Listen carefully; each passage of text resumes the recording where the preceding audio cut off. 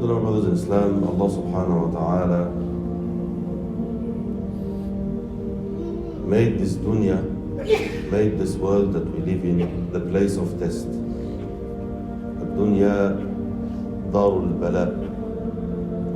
It is the home and the place of imtihan, of testing.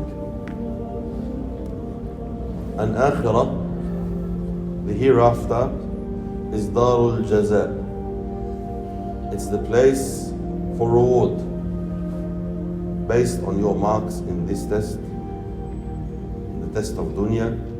Allah subhanahu wa ta'ala will give you your reward, whether this reward is something that is good because you did good, or something that is a punishment because you did bad. And this dunya, my brothers, the hardest test in it is that the person, while living in this dunya, while dealing with this world and all the details of this world, he forgets Akhirah. The biggest disease that we all have is the attachment to this world, the connection we have with this world, and the forgetfulness and negligence that we have with the hereafter. Unfortunately, this is the hardest test. It's the hardest test because something that is I'm dealing with now, I'm interacting with, I can see, I can smell, I can feel. And then you want me to drop all of this and start worrying and working for something that I can't see, can't enjoy, can't get anything now. This concept is the hardest test the human being faces. What makes the carpenter 40-degree heat on the roof, in the sun, takes his shirt off, boiling sun, burning sun. But he's happy, he's laughing, he's joking with everyone around him. What keeps this carpenter going? It's a reward. He's getting something in return. But this reward is not long-term. And it's not unseen and assumed. No. This reward is physical. Some people refuse to start any job before they take some. A lot of traders now, you go, for example, say, take this job. There's no problem. But give me 20% before I start. Yeah, he wants something before he starts any work. If he's good in his trade, he wants something first. I'm not going to work and then chase my money. No, give me my money first. When they see money, or if they are sure and confident money is coming, then work becomes easy. So what's the problem that we're facing? Allah subhanahu wa ta'ala wants us to do work, not easy work, hard work, major sacrifices, Don't do this, this is haram, avoid this is makruh. It is better to do this. It is compulsory to do this. A lot of do's and don'ts, and you see what reward? Inshallah in Jannah, Inshallah when you meet, inshallah a lot of hur al-ain are waiting for you. Where is the hur al-ain? I want one hur teen now at least, Where are these hur al-ain? After you die, after I die.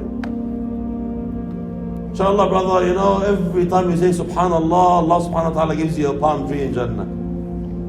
Beautiful. Imagine every time you say Subhanallah, you get a palm tree in dunya.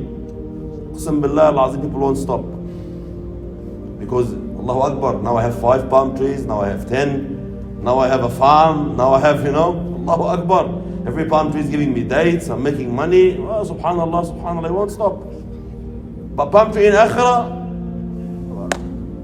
where is that palm tree? Every time you read Qul Huwallahu Ahad, 10 times, Allah will build you a palace in Jannah. And people, how many days in your life did you follow this hadith and read Quran 10 times a day?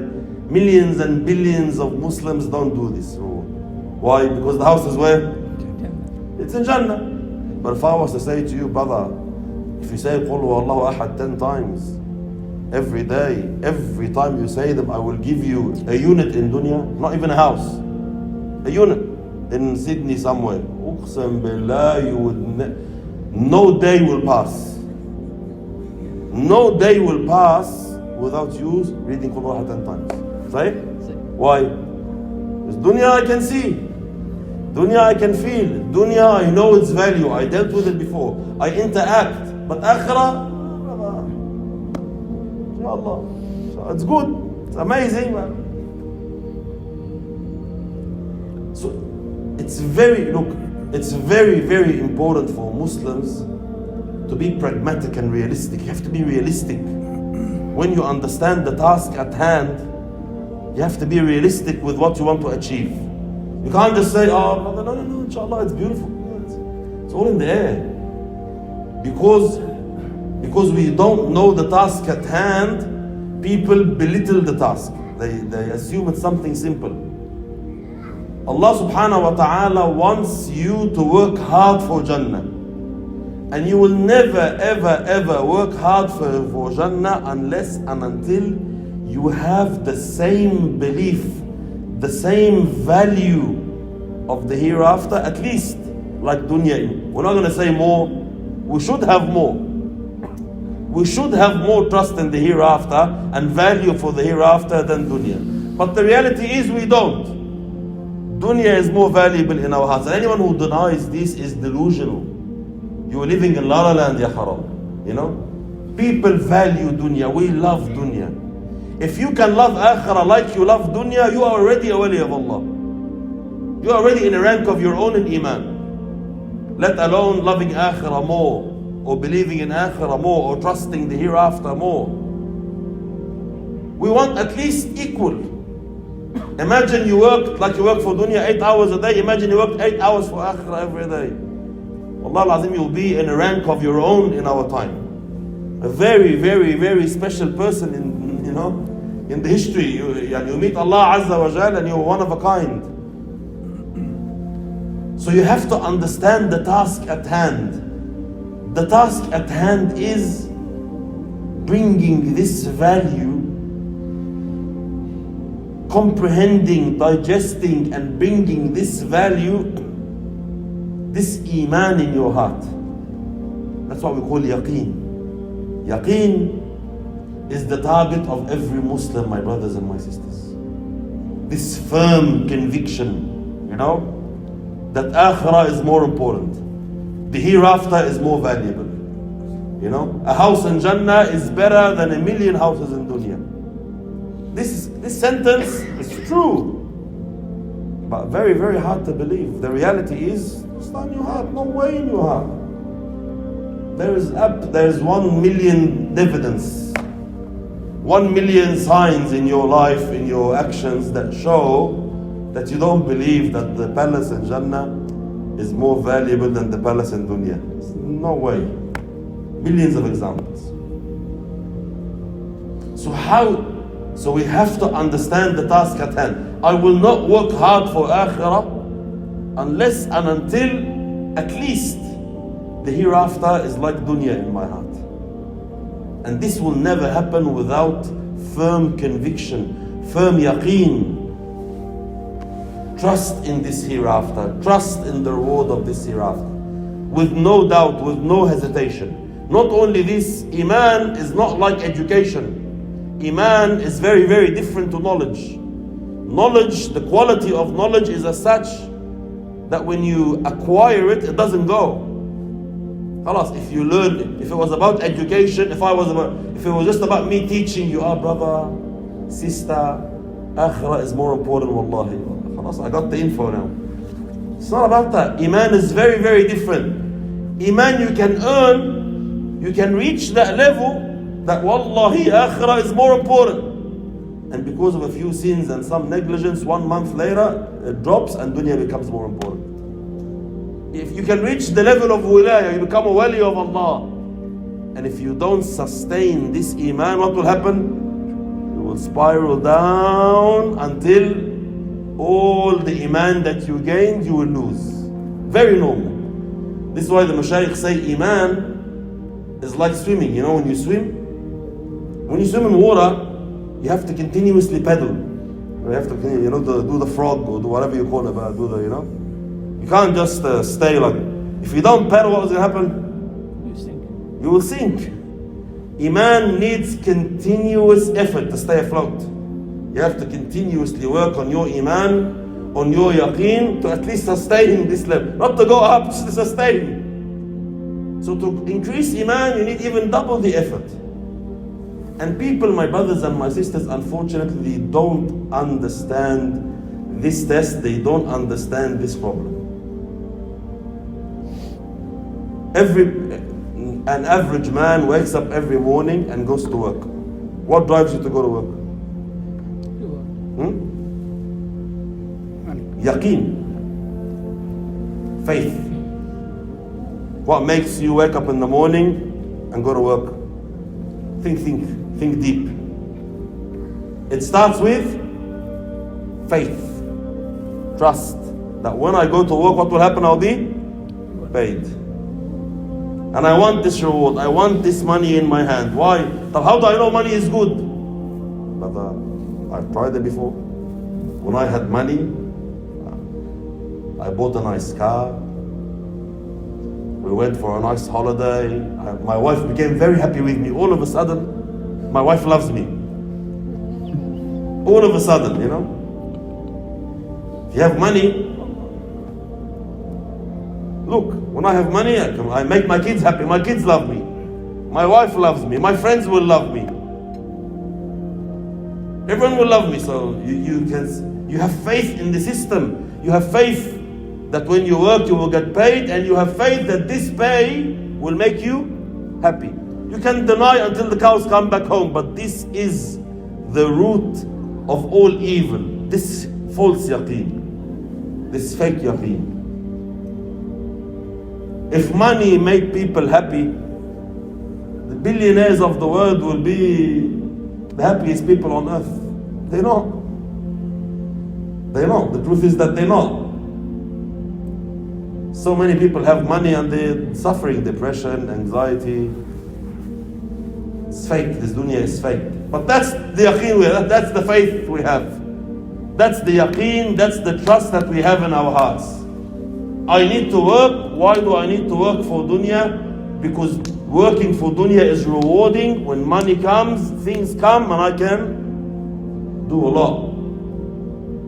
Okay, like this dunya, similar to this dunya, work for the hereafter.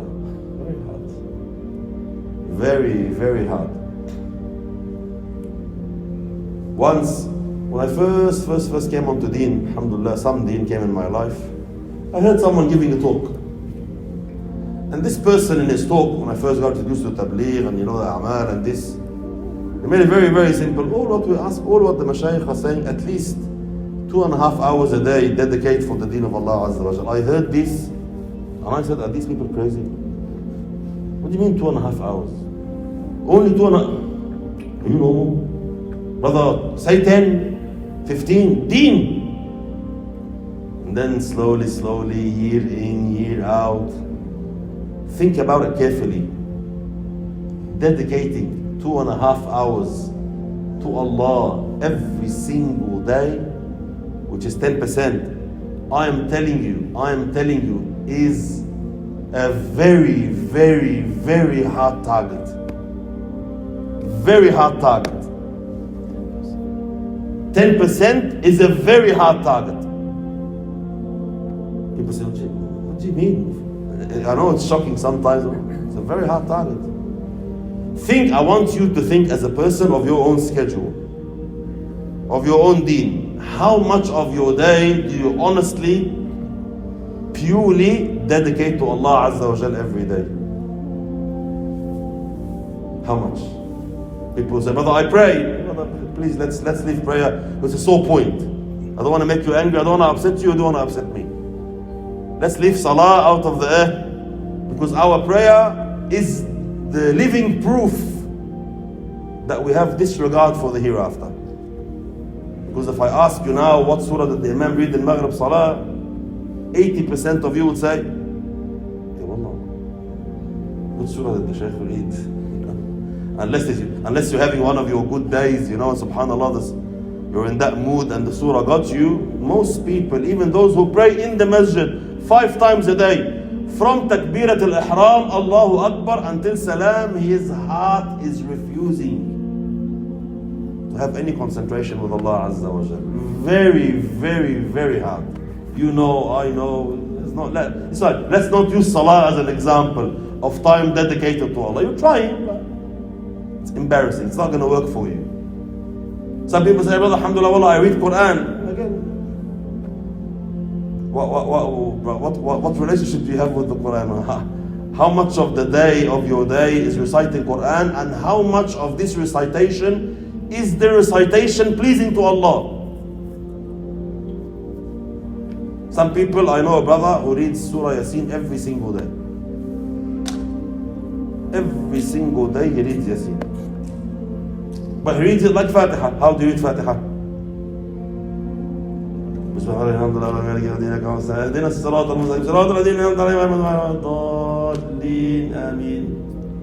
That's the normal person praying. I know.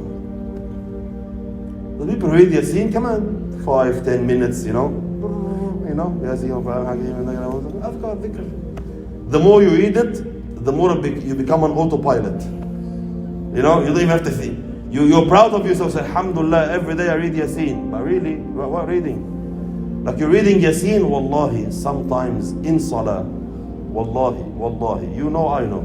Sometimes in salah, while doing the adhkar, while reading the Quran, you are actually planning and thinking of sin. Sin. I know a person, we were once together, and then we were praying. After salah, straight away, salam alaykum. We're talking. I'm not going to say who, of course, but he was like, why don't we watch a movie? I go, you just, subhanallah, you just finished salah. He goes, but it's not haram. I go, it's not about halal and haram. I'm saying, I want to prove something to him. I said to him, just the fact that just after salah you said this, it means in salah what are you thinking of? I know. The thought came, Allah, it's been a while, maybe we'll have like a movie night or something. In salah, in your time that you're saying, I dedicate to Allah Azza wa Jal, you are thinking of disobeying Allah. You are planning disobeying Allah Azza wa Jal. I'm sure you know what happens, I know what happens. Let's not be around the bush. So anyone, my brothers, anyone, my sisters, who can actually dedicate 2.5 hours of his day purely for Allah with quality, this person, take it from me, is a wali of Allah. You are of a very, very high rank in our time. 2.5 hours a day to Allah it's a beautiful target. But most of us, we don't have this. Your day is known. Wake up, work, Maybe if you're very, very pious in our time, you're in and out of the masjid quickly, Let's sign off Fajr, let's sign off Dhuhr, let's sign off Asr, Maghrib, Isha. Bang, bang, bang, quickly, yalla, in, out. Maybe 2 rak'at at night, Qiyamul Layl. Maybe some dua, some adhkar. The rest of our day is all dunya. Allah knows, you know, and I know that the majority of our time, majority of focus is dunya. K factor. Don't have anything else. Allah says in the Quran, بَلْ تُؤْثِرُونَ الْحَيَاةَ الدُّنْيَا. Verily you prefer the worldly life. Allah's telling me and you, بَلْ تُؤْثِرُونَ, you prefer this dunya. وَالْآخِرَةُ خَيْرٌ وَأَبْقَى. Even though the hereafter is better and more lasting. When you lose something from the hereafter, there's lack of care. You can see the signs on your body, on your a'mal, on your life. Let's say, for example, today you missed Fajr at the mosque. How much pain do you suffer? Let's say, for example, a day passed and you didn't read Quran. The Prophet ﷺ says, anyone who goes to the masjid to learn one ayah from the Quran, one verse, one ayah from the Quran, it is as if it is like you went to the camel and came back, went to the market and came back with a pregnant she-camel, yani a female camel, and she's going to give birth, yani two. And two verses are like two camels, better than two camels. And three verses are better than three camels. When we say camels, of course, in our time, people don't relate. If I say, for example, Allah, every time you read the verse or you learn an ayah from the Quran, it's like I buy you an average car. I'm not going to say an expensive car, a Camry. Honestly, one Camry or one verse from the Quran? Tell me the truth, please. What do you think? You don't know? What's that? Why the silence? Tell me the truth. Learning one ayah from the Quran or coming back home with a Camry? How about your wife? Okay, try this. Try this. Go home to your wife after Isha tonight and say to her, darling, I've earned so much today, mashallah. What have you learned? Mashallah, wallah, I went to the masjid and I learned one ayah from the Quran. What's her reaction going to be like?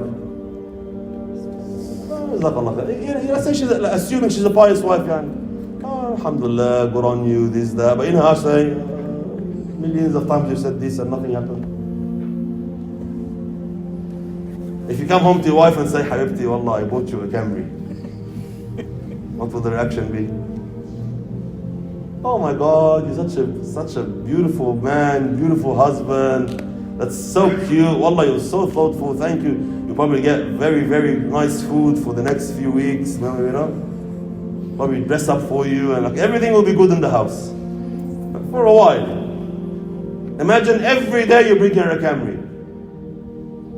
Every day she'll be happy.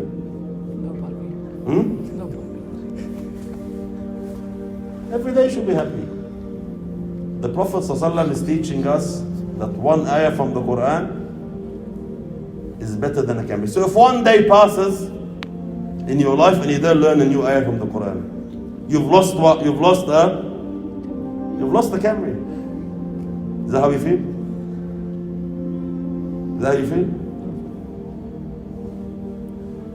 The other day we're coming out of the masjid in the car park here, and then I saw one brother standing beside his car going around it like that.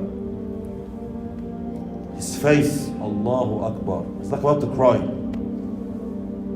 So I thought maybe the car's not working. Oh, brother, do you need help? Sheikh, no, someone scratched my car. His face, wallah, the anger on his face, the frustration on his face. So I looked, go, brother, wallah, is it a big scratch? No, someone keyed my car. Who does that? Like there was a little scratch like this, you know. Well, maybe I was, inconsiderate, but I said, it's a small scratch. Sheikh, I understand it's a small scratch, but why? I'm in the house of Allah. I'm telling you, his heart, his face, the frustration because of the scratch was, he didn't have to talk. I saw it on his face. If someone scratches your dunya, you burn. Your heart hurts. But if you lose a Camry every day, all this reward, all this ajr, Allah, if you miss Fajr, if you fall in sin, if you do one of the kaba'ir, if you backbite someone and he takes all, if he takes all of these good deeds, why? Because the truth of the matter, my brothers and my sisters, is that we are dunya people. Dunya is valuable in our hearts. Akhirah is not valuable in our heart. The reward of dunya is very, very valuable in our heart. The reward of the hereafter is not that valuable in our hearts. Even the pious religious people, They're trying, may Allah reward them. They're trying, they're battling, they're pushing. But he knows in his heart what's the main struggle. Dunya is in my heart. Akhirah, when you hear a talk, a lecture, you get motivated a bit, and then what happens?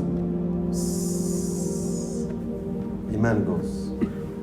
This is why, my brothers and my sisters, the most important effort of the son of Adam, every Muslim, every single day of his life, should be earning Iman and sustaining Iman. Learn these two tasks. This is the most important element of your deen. Every single day, every single week, your main job in life, the most important task you have in this dunya is to gain Iman and at least try to sustain this Iman. If you don't do this work, it doesn't matter how good and pure you are now, this Iman will go. You have to earn Iman and you have to sustain this Iman. In Ramadan, many of us, mashallah, comes last 10 nights of Ramadan, we become monks. Ubbad, mashallah, we dump dunya, no more work, take holiday, come to the masjid, lock yourself up, Pir Sahib, mashallah, Wali of Allah. 5-6 hour tahajjud, Quran, dhikr, this, that, and you feel it. Wallahi, I feel it. I'm sure all of you feel it. When we do this, Iman, Wallahi al-Azim, in i'tikaf, Quran sounds very different. Lectures and talks sound very different. Everything sounds beautiful. But and I know that as soon as Eid comes, what happens? Come back to dunya, habibi. This was a little, it's a little break. But the real work is the work of dunya, not the work of.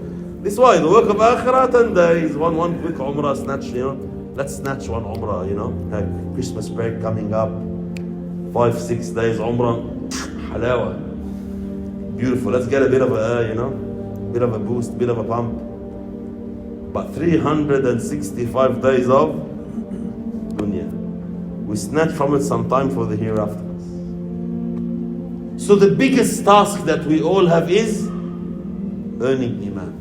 And then, when you earn this Iman, you have to sustain this Iman. Iman, my brothers and my sisters, is like muscles. When you go to the gym, what happens? If you work hard in the gym, your body starts changing. You start feeling growing muscles you didn't even know they existed. Your body starts showing, muscles start showing. The more you work, the more you earn. But if you stop training, what happens? I know some people, wallah, big boy, he's going to drop his shoulders. He stopped going to the gym, what happens? He comes like that. What happened? He stopped the work of muscle. If you stop the work of Iman, inna lillahi wa inna ilayhi raji'un, you will never, ever be able to work for the akhirah because your Iman is weak. Your focus is wrong. Your effort is directed in the wrong way because you don't have trust. You don't have faith. You didn't put yourself in the right environment. So to earn Iman and sustain Iman, we have to do this work. This effort. Every single day of my life, I have to force myself. It's not an option. You have to force yourself to put yourself in the environment of Iman. See this talk? So many people, my brothers, they come to talks in the Masjid, And so many people come and ask, Sheikh, before, let's say for example, on Tuesday, I get phone calls sometimes. Sheikh, what's the talk going to be about on Thursday? I don't know. Because what do you mean you don't know? Like, tell me, encourage me, But honestly, I don't know. People want entertainment. They don't understand that the importance, my brothers and my sisters, of this environment is not in the actual lecture. It is not in the actual speaker. The strength of this is in the actual environment. Every Muslim needs to put himself in the environment of deen. And guess what? This Thursday talk that you attend, for example, 45 minutes or whatever every week, will do nothing. It will do nothing compared to the constant exposure and lust and desire of this worldly life. Every single day you are exposed to 1,000,000 times more invitation for this dunya. Buy this, get this, competition, seeing dunya, dealing with dunya. And akhirah haram, you come once every Friday, you sleep in the khutbah. Come once every Thursday, half an hour, you get bored after 10 minutes, you want to go, I'm going to go to the toilet and come back and take a break. People don't understand. All of us complain from weakness in Iman. But subhanallah, it's ajib. We complain from weakness in Iman even though the reason of this weakness is very apparent. The reason why your Iman is weak and not sustained is because your effort to earn Iman and sustain Iman is limited to what? Half an hour every week, 40 minutes, 1 hour every week. How do you expect your heart, after 1 hour every week of environment of deen, to sustain Iman? Yani, who are you? Who do you think you are? Who do you think you are? What do you think your heart is? Dunya, dunya, dunya every day, social media, movies, Hollywood, Bollywood, wife, children, work, buying, selling, years and years and years of brainwashing since you were 3 years old. You want to combat all of this with half an hour every week? You are daydreaming. People that shaitan haram brainwashed, people that shaitan fooled, they try to do this. And please don't get upset with me, right? Please, no one should get upset, because I'm giving advice based on my opinion, of course. You know, you can take, you can leave. Shabab, boys, brother, just tell these boys to come. Grab them. Boys, come sit down.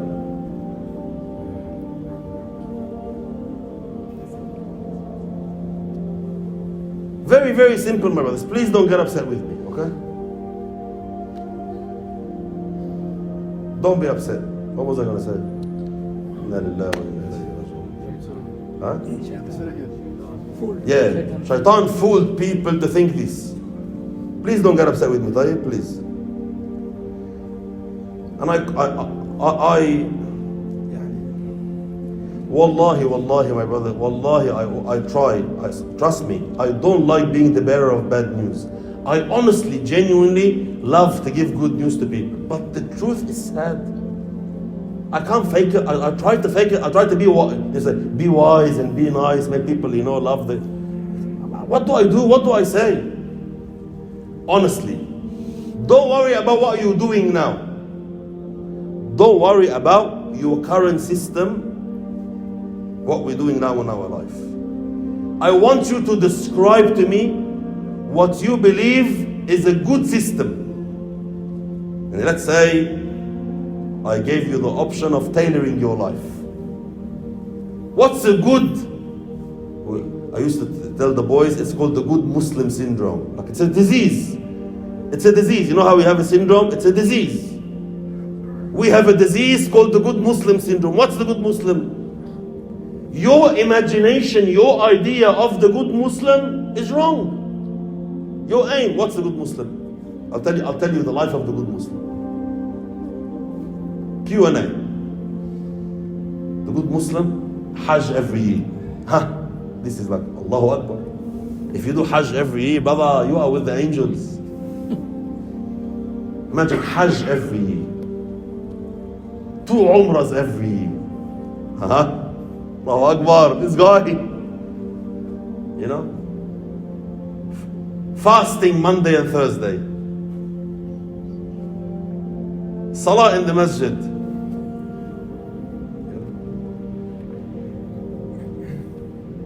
MashaAllah, imagine this life, giving charity fi sabilillah, humanitarian aid. He works in humanitarian aid, it's the new thing. Go overseas and help the brothers in need and sisters in need and working. If a person reaches this, we usually assume khalas, good manners, doesn't hurt anyone, doesn't harm people, good akhlaq, good to his neighbors. We view this as the there's nothing better. This is, that's the good Muslim. But this was not the life of the Prophet ﷺ. Can you see the discrepancy? Don't worry about what you're doing. I'm saying even when you dream of khalas, you know what? Let's say you want to repent tomorrow morning. Khalas, I don't want to be a dunya person anymore. I want to be a man of the akhirah. Even your target is wrong. The target you didn't even reach. Just as a target, it's wrong.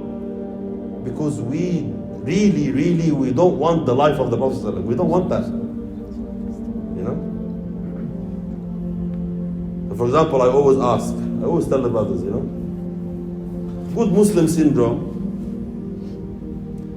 is his wife in niqab or hijab. Don't get upset from me. Is your wife in niqab or your wife in hijab? I don't know, you don't have a wife. I'm saying in theory. I'm not asking you what you have. He wants to tell everyone, Shabab, he's not married. Please find a wife. Allah Ta'ala. He wants everyone to know. Have rahmah, Shabab. The average Muslim wants his wife in hijab or in niqab. You don't know? Hijab. Khalas, why you not answering me? Why is there a struggle always in the conversation? I know thousands of Muslims, thousands of Muslim men, in theory, if you ask them, brother, hijab or niqab, hijab is good. Why بقى go there? We don't want that. Yes, someone said this, we don't want to be extreme. Brother, what do you mean extreme? Brother, this was the dress code of the Prophet ﷺ and his wives. The mothers of believers, your mother, that's what she wore. Then you embarrass people. Then people say, oh, Shaykh. No, you're right in theory, but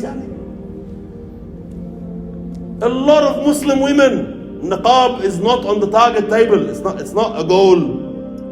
It's not even خلاص بقى inshallah, لا inshallah, in 5 years I'm going to reach niqab. No. Majority of Muslim women, they stopped where? Hijab. They stopped at hijab. And there's no improvement, there's no intention to improve in this field. Why? Because that's the good, that Western Muslim, that good Muslim setting. She's mashallah, she's active in society, she didn't block herself behind the tent, she's outspoken, she does cooking shows and talks to people and maybe even talks to men. How do you talk to men with niqab? That's the new modern good Muslim, The good Muslim is not in niqab, they're rare breed. The good Muslimah is in her husband doesn't want, her husband wants his wife to be with him, The average Muslim man now, unfortunately, the average Muslim man, when he gets married, he puts his picture, him and his wife, on his Facebook profile. That's like a minimum requirement. True or not? You get married, my second half, my beautiful wife, please, I want all the men to check her out. Allah yarda alaykum, please. Everyone look at her. That's how beautiful she is. I'm so proud of her. And then they put messages for each other on it. I'm so happy the day I met you, is the day you changed my life. And then she will say, Yoma, this, that, and they share these nice. That's the good Muslim these days. That's not the bad Muslim. That's the good Muslim. How about the niqabi sister? How about the man? Does the man wear a abaya, the sunnah, or wear a, Allah, the good Muslim, and when he goes to the masjid, okay, wear, but you only gonna wear this?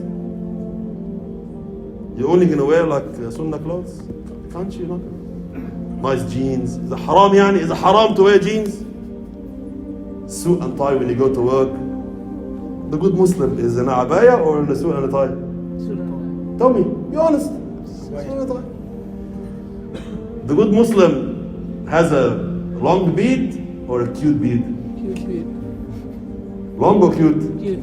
He's got a cute beard. Has to be, It works both ways. In the masjid, brother, look, alhamdulillah, there's hair. There's hair, look, there's hair. But then when he also goes to, like a normal non-Muslim party, for example, what's that? Oh, it's in fashion now. Wallah, I was once in Lebanon. Wallah, Anjad. I was in Lebanon. I went to Lebanon one day, 24 hours. When I arrived at the airport. And then in the airport, the cab driver that took us from the airport, wallahi, I'm telling you, full long beard like this. So when I saw him, naturally speaking, like not a cute beard, long beard. When I saw him, I said, Assalamu alaikum. He goes, Masal khair, something like that, like he didn't respond. What the hell? What's your name? He goes, Michael or Mikael. I can't remember the name now, some Christian name, I was shocked. Are you not Muslim? He goes, no, Masihi, Maruni. I'm Maronite. I go, how about the, no, it's in fashion. It's Conor McGregor look or something. Fashion. Some Muslim men, be it for fashion. And millions of Muslim men, no sunnah in his life. His target, his dream is, even wallahi, if you go Hajj every year, many people will say, what? You have to go Hajj every year, and khalas, brother, let someone else go. Pay for someone, if you really have money, pay for someone else to go.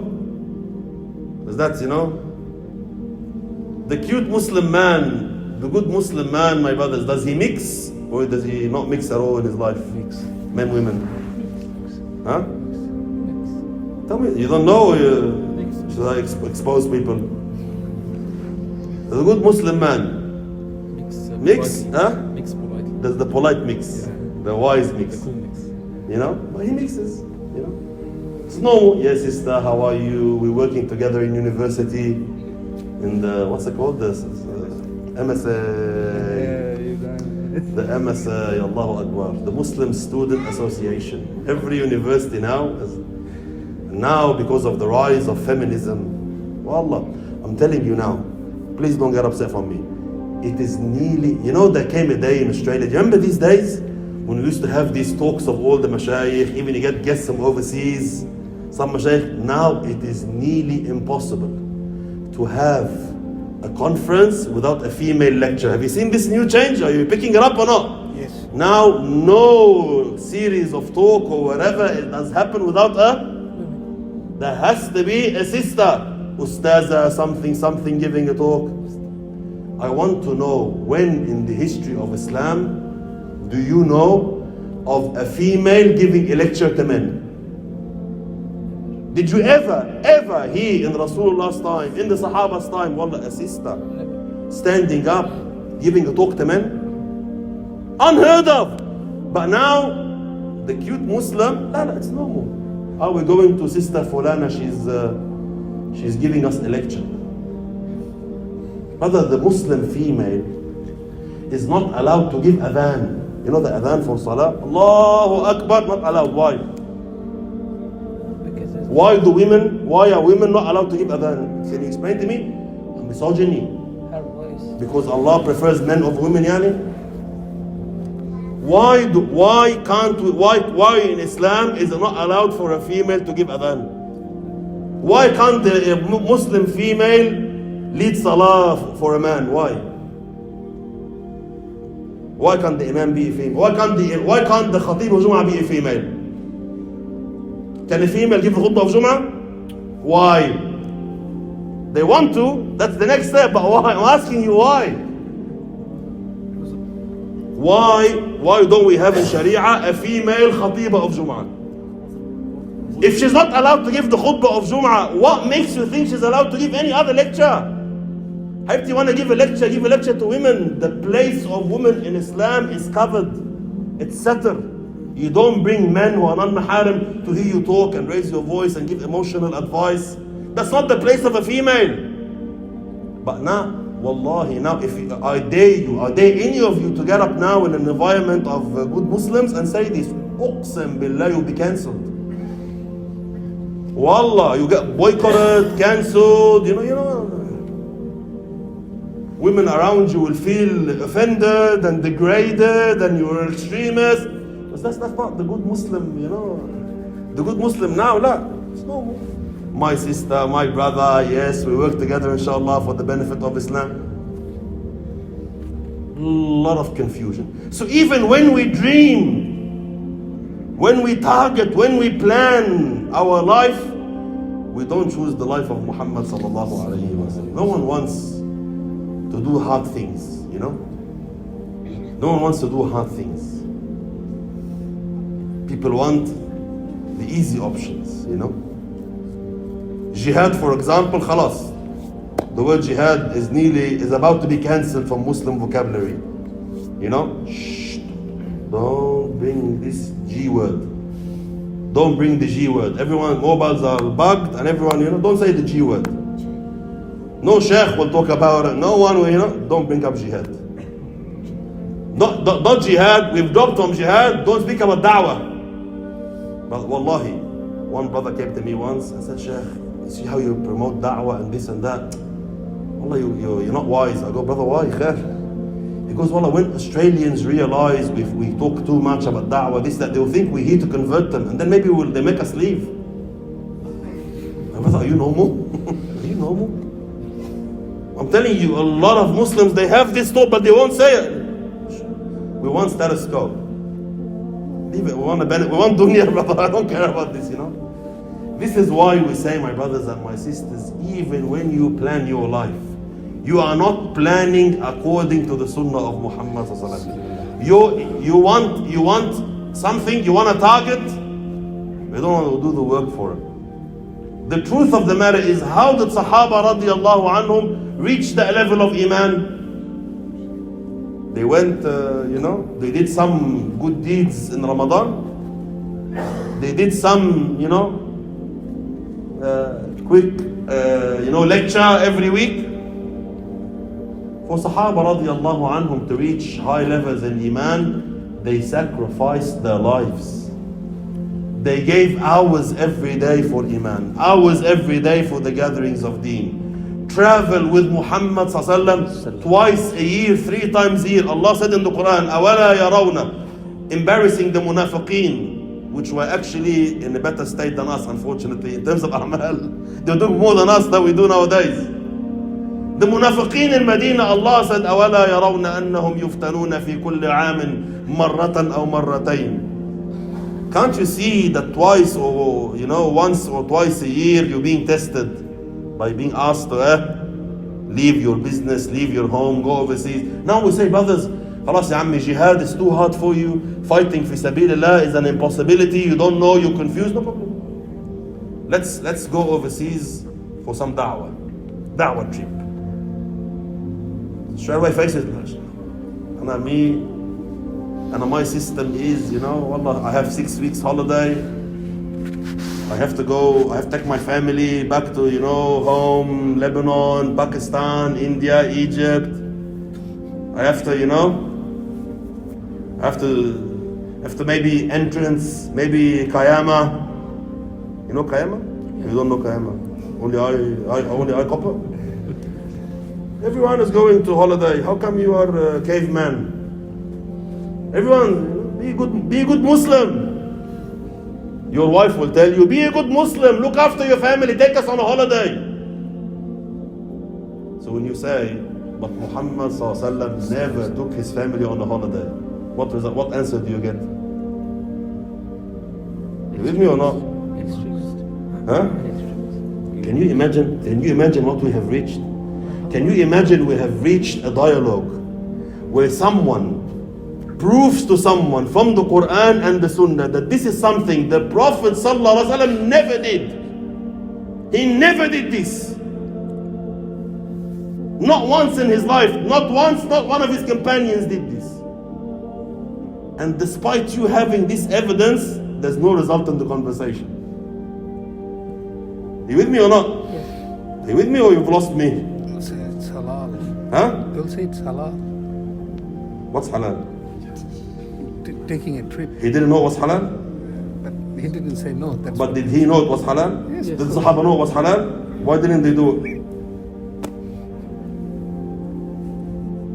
Wasn't it halal also for him? It's more halal for him for sure.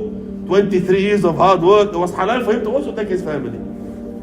So why is it when you say to your family, the Prophet ﷺ didn't do it, we should try not to do it? What do you... No. The good Muslim is the one who takes or doesn't take. Let's ask this question. who takes. Honestly, tell me the truth. The good Muslim in our time is someone who takes his wife on a holiday, or the one who does not take his wife on a holiday? Who takes. Takes or not take? Takes. How did you reach that conclusion? Because that's what the wife's like. How did we reach a conclusion where the person who follows the Sunnah is not the good Muslim?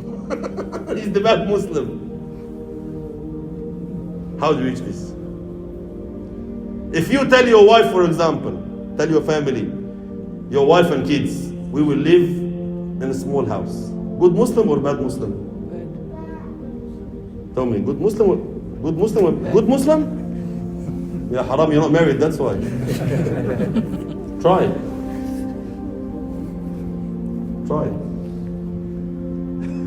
Bad Muslim. Bad Muslim, you're a bad Muslim. Baba, this is... I don't want to give examples from my life, but a very, very common conversation you will have with someone, you know. You say, for example, let's live in a small house. She goes, no. Because we are Muslim sisters and we want to, you know, we are like stay-home mums. So my house should be like a, you know, like a paradise. I go, but Aisha radiallahu anha was a stay-home wife also, and Maymuna was a stay-home mom, and they lived in one room. As soon as you say this, just by saying it, you become a bad Muslim. Why? Because we don't want this lifestyle. We want the new Western, you know, Western. Does the good Muslim have social media or doesn't have social media? Honestly, Facebook account or no Facebook account? Facebook, Instagram. Huh?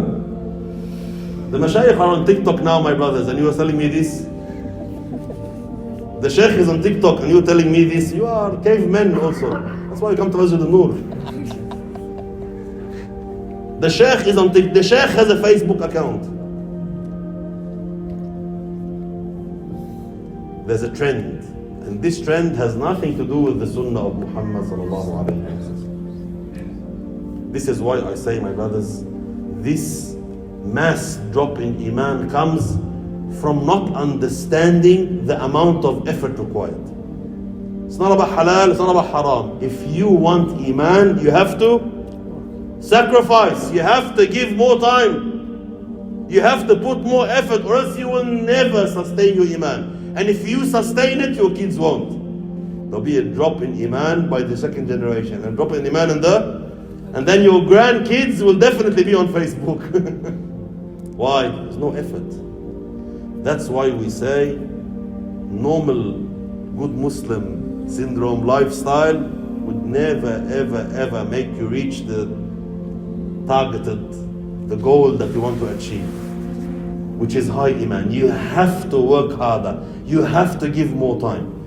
When I tell people, brother, every year I'm telling you, at least, wallahi, at least, you need to dump everything and go. 1 month, 2 months, go focus on your deen. People say, brother, very, very hard. I'm telling you, without this, your Iman is in the rubbish bin.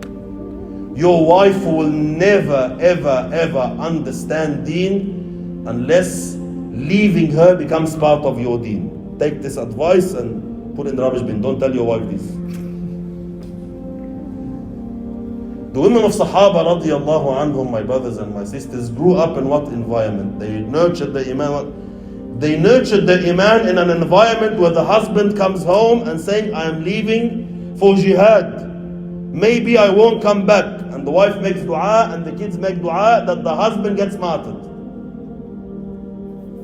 Now, good Muslim syndrome, husband and wife are cute couples. They're Western couples. This is an unshakable bond. If you tell your wife now you're going away for the weekend, da'wah, khuruj, or whatever, I say, are you serious? How about the holiday, go out day, Sunday? I had one brother coming with me, khuruj, every month he used to come with me, khuruj. You know? We go khuruj in khuruj is supposed to be 3 days a month, 10%, you know? But by the time khuruj came, you know, from the India, Pakistan, from the, you know, where the effort started to Australia, it already got decreased by 1 day. Tax, GST, you know? So we do khuruj 2 days in Australia. Even these 2 days now, Saturday, Sunday, very, very hard on the nafs. Very hard on the nafs. One brother used to come with every month, he comes khuruj, Sunday, dhuhr, he leaves the khuruj. I go, brother, where are you going? Shaykh, Sunday, family day. I go, brother, khalas, 3 Sundays family day, 1 Sunday a month, stay with us. Impossible. Deen, religion. Sunday family day. If I don't, Shaykh, big problem at home. Big problem at home. Brother, if you can't give Allah subhanahu wa ta'ala, if you can't give your deen 10%, 3 days in the month, to sit down, focus, pray 2 raka'at, do some ta'aleem, sit down, work in some da'wah, do something for your akhirah, how do you expect to sustain your iman? If you don't teach your wife to be independent, that sometimes you will have to go and travel for the da'wah, at least for da'wah, not for jihad, jihad, but da'wah, wallah habibti, look, here's my return ticket, I'm coming back to you, I'm calling you every day, don't worry, you know. And still wife says no. What will happen when the Mahdi appears? If you don't train your wife, you think you're going to go one day, habibti, uyuni, my love, my Jan, Mahdi has appeared and I have to go. She will say, Bismillah habibi, Allah ma'ak. May Allah Azza wa Jal support you, may Allah help you. She will collapse. She never left her in your life. We need to train ourselves to live closer to the life of Rasulullah sallallahu alaihi wasallam.